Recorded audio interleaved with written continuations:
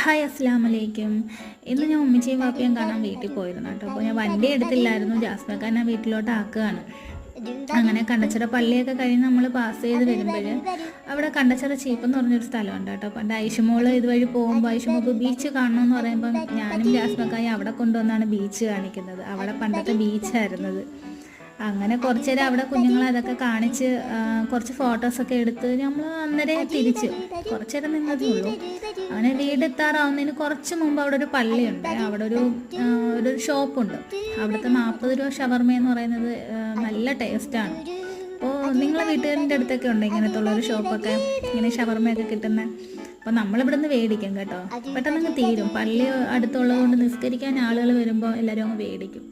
അങ്ങനെ അത് കഴിച്ച് കൊണ്ടുവന്നപ്പോൾ ഇക്ക ബ്രെഡ് കൊണ്ടുവന്നു, പിന്നെ അത് റോസ്റ്റ് ചെയ്ത് കഴിച്ച്.